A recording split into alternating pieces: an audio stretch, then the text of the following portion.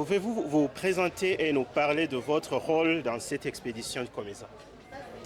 Bonjour, alors je suis Mohamed Anazra, je suis comorienne, donc je représente les Comores.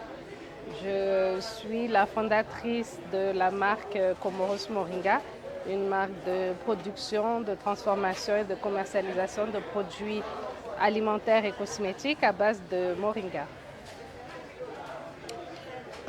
Quel est l'objectif principal de la participation de votre équipe à cet événement? Alors nous avons tenu à participer euh, aujourd'hui à ce sommet et à cette exposition qui a duré 3 jours dans le but de faire connaître déjà les Comores, faire connaître les produits qu'on a aux Comores, les richesses que nous avons et également faire du réseautage, du networking, rencontrer du monde et voilà, et développer un carnet d'adresses conséquent ici en Afrique. Le Burundi est un des pays que moi personnellement en tout cas, je ne connaissais pas. Et c'était une très grande opportunité pour moi de venir découvrir comment est le pays, comment sont les gens et s'il y a des possibilités de collaboration entre le Burundi et les Comores. Et comment cette expédition pourrait-elle impacter les pays des participants, bien les communautés des participants? Alors, c'est quelque chose d'important que de se voir régulièrement entre pays pour discuter ensemble là, les défis et les enjeux à relever dans nos pays. Au Comores, par exemple, on a pas mal de défis à relever, surtout au niveau de la logistique.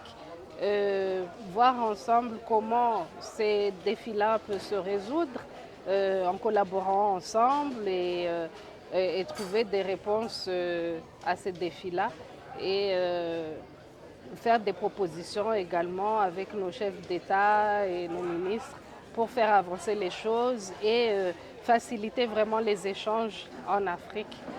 C'est le plus important. En tout cas, c'est ce que je pense, qu'il est primordial aujourd'hui de développer le libre-échange au sein de l'Afrique parce que nous avons une grande population qui peut satisfaire justement la consommation de nos produits. Donc il faut qu'on en profite et les promouvoir au maximum dans toute l'Afrique. Ok. Quels les défis avez-vous rencontrés dans la promotion du commerce et l'investissement entre les nations du commerce? Alors, les principaux défis, il y a souvent des barrières à l'entrée dans certains pays. C'est des barrières qui ne sont pas du COMESA, mais des pays eux-mêmes qui veulent, par exemple, protéger leurs produits locaux. Donc, ils mettent des barrières au niveau local pour que les échanges ne se fassent pas comme il faut.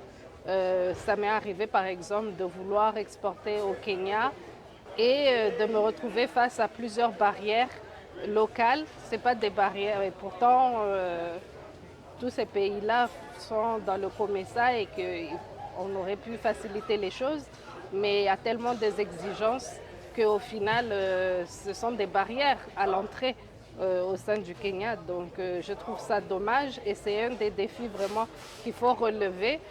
Il ne faut pas juste parler et faire des sommets pour parler, mais il faut vraiment entrer en action et sanctionner les pays qui ne facilitent pas en fait ce libre-échange qu'on a besoin réellement en Afrique. Et quel message aimeriez-vous partager juste à la volée avec le peuple du Burundi et les pays membres du COMESA? Je voudrais leur dire qu'il est temps aujourd'hui que les Africains se relèvent. Il est temps que nous pensions à notre continent. Il est temps que nous travaillions fort pour développer nos pays et que nous arrêtions de penser à l'Occident parce que l'Occident est déjà très loin devant nous. Et travaillons ensemble, collaborons ensemble, aidons-nous les uns les autres pour avancer ensemble. C'est qu'en travaillant, collaborant ensemble qu'on va y arriver. Donc, peuple burundais, travaillez d'arrache-pied encore. Faites valoir vos droits pour avancer davantage et vous développer au maximum.